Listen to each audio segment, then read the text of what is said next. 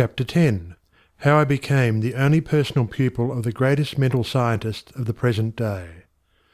As soon as the idea of studying with Troward came to me, I asked a friend to write to him for me, feeling that perhaps my friend could put my desire in better or more persuasive terms than I could employ. To all the letters written by this friend I received not one reply. This was so discouraging that I would have completely abandoned the idea of becoming Troward's pupil, except for the experience I had that day on the street when my whole world was illuminated, and I remembered the promise, "All things whatsoever thou wilt, believe thou hast received, and thou shalt receive." With this experience in my mind, my passage to England was arranged, notwithstanding the fact that apparently my letters were ignored. We wrote again, however, and finally received a reply, very courteous, though not very positive. Troward did not take pupils. He had no time to devote to a pupil. Notwithstanding this definite decision, I declined to be discouraged because of the memory of my experience upon the day when the light and the thought came to me, "I am all the substance there is."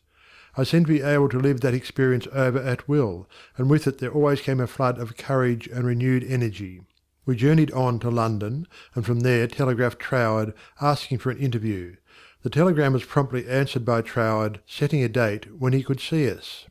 At this time Troward was living in Ruan Manor, a little out-of-the-way place in the southern part of England, about 20 miles from a railway station.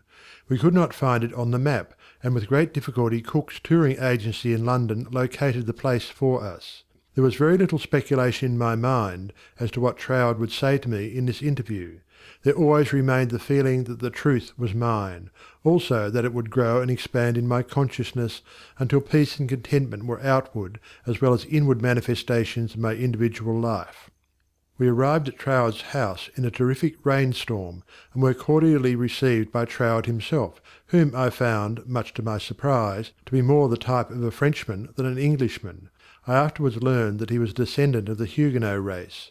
A man of medium stature, with rather a large head, big nose, and eyes that fairly danced with merriment. After we had been introduced to the other members of the family, and given a hot cup of tea, we were invited into the living-room, where Troward talked very freely of everything except my proposed studies. It seemed quite impossible to bring him to that subject. Just before we were leaving, however, I asked quite boldly, "Will you not reconsider your decision to take a personal pupil? I wish so much to study with you."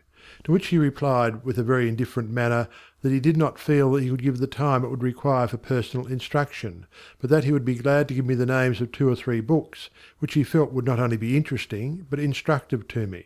He said he felt much flattered and pleased that I had come all the way from America to study with him, and as we walked out through the lane from his house to our automobile, his manner became less indifferent. A feeling of sympathy seemed to touch his heart, and he turned to me with the remark, "You might write to me, if so inclined, after you get to Paris, and perhaps, if I have time in the autumn, we could arrange something, though it does not seem possible now." I lost no time in following up his very kind invitation to write. My letters were all promptly and courteously answered, but there was never a word of encouragement as to my proposed studies. Finally, about 2 months later, there came a letter with a question in it. "What do you suppose is the meaning of this verse in the 21st chapter of Revelation?" 16. "And the city lieth foursquare, and the length is as large as the breadth. And he measured the city with the reed, 12,000 furlongs. The length and the breadth and the height of it are equal." Instinctively I knew that my chance to study with Troward hung upon my giving the correct answer to that question. The definition of the verse seemed utterly beyond my reach. Naturally, answers came to my mind, but I knew intuitively that none was correct. I began bombarding my scholarly friends and acquaintances with the same question. Lawyers, doctors, priests, nuns, and clergymen, all over the world, received letters from me with this question in them. Later answers began to return to me, but intuition told me that none was correct. All the while I was endeavouring to find the answer for myself, but none seemed to come. I memorized the verse in order that I might meditate upon it. I began a search of Paris for the books Troward had recommended to me, and after 2 or 3 days' search we crossed the river Seine to the Ile de Cite to go into some of the old bookstores there. They were out of print, and these were the best places to find them in.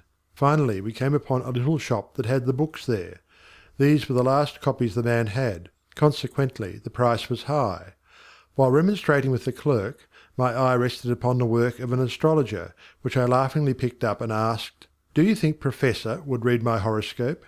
The clerk looked aghast at the suggestion, and responded, "Why no, madame, this is one of France's greatest astrologers. He does not read horoscopes." In spite of this answer, there was a persistent impulse within me to go to the man. The friend who had accompanied me in my search for the books remonstrated with me, and tried in every way to dissuade me from going to the famous astrologer, but I insisted, and she went with me. When we came to his office, I found it somewhat embarrassing to ask him to read my horoscope. Nevertheless, there was nothing to do but put the question. Reluctantly, the Professor invited us into his paper-strewn study, and reluctantly, and also impatiently, asked us to be seated. Very courteously and coldly, he told me that he did not read horoscopes. His whole manner said, more clearly than words could, that he wished we would take our departure. My friend stood up. I was at a great loss what to do next, because I felt that I was not quite ready to go. Intuition seemed to tell me there was something for me to gain there. Just what it was I unable to define, so I paused a moment, much to my friend's displeasure, when one of the Professor's enormous Persian cats jumped into my lap. "Get down, Jack!" the Professor shouted. What does it mean? He seemed to ask himself. Then, with a greater interest than he had hitherto shown in me, the Professor said with a smile, "I have never known that cat to go to a stranger before, madame. My cat pleads for you. I also now feel an interest in your horoscope, and if you will give me the data it will give me pleasure to write it out for you." There was a great feeling of happiness in me when he made this statement. He concluded by saying, "I do not feel that you really care for your horoscope." The truth of this statement shocked me, because I did not care about a horoscope, and could not give any reason why I was letting him do it. However, he said, "May I call for your data next Sunday afternoon?" On Sunday afternoon, at the appointed time, the Professor arrived, and I was handing him the slip of paper with all the data of my birth, etc., when the idea came to me to ask the Professor for the answer to the question about the 16th verse of the 21st chapter of Revelation. The thought was instantly carried into effect, and I found myself asking this man what he thought this verse meant. Without pausing to think it over, he immediately replied, "It means, the city signifies the truth, and the truth is non-invertible. Every side from which you approach it is exactly the same." Intuitively and undoubtingly I recognized this answer as the true one, and my joy knew no bounds, because I felt sure that with this correct answer in my possession, Troward would accept me as his pupil in the fall. As the great astrologer was leaving, I explained to him all about my desire to study with Troward, how I had come from New York City for that express purpose, seemingly to no avail, until the answer to this test question had been given to me by him. He was greatly interested, and asked many questions about Troward, and when asked if he would please send me his bill, he smilingly replied, "Let me know if the great Troward accepts you as his pupil," and bade me good afternoon. I hastened to my room to send a telegram to Troward giving my answer to the question about the 16th verse of the 21st chapter of Revelation. There was an immediate response from Troward that said, "Your answer is correct. I am beginning a course of lectures on the Great Pyramid in London. If you wish to attend them, will be pleased to have you, and afterward, if you still wish to study with me, I think it can be arranged." On receipt of this reply, preparations were at once made to leave Paris for London. I attended all the lectures, receiving much instruction from them, after which arrangements were made for my studying with Troward. 2 days before leaving for Cornwall, I received the following letter from Troward, clearly indicating the line of study he gave me. 31 Stanwick Road, West Kensington, England. November the 8th, 1912. Dear Mrs. Berrind, I think I had better write you a few lines with regard to your proposed studies with me, as I should be sorry for you to be under any misapprehension and so to suffer any disappointment.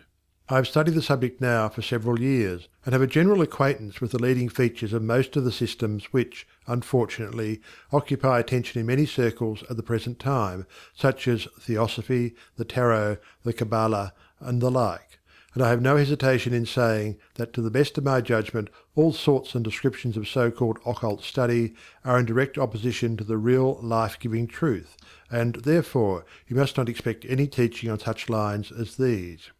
We hear a great deal these days about initiation, but believe me, the more you try to become a so-called initiate, the further you will put yourself from living life. I speak after many years of careful study and consideration when I say that the Bible and its revelation of Christ is the one thing really worth studying, and that is a subject large enough in all conscience, embracing as it does our outward life and of everyday concerns, and also the inner springs of our life, and all that we can in general terms conceive of the life in the unseen after putting off the body at death.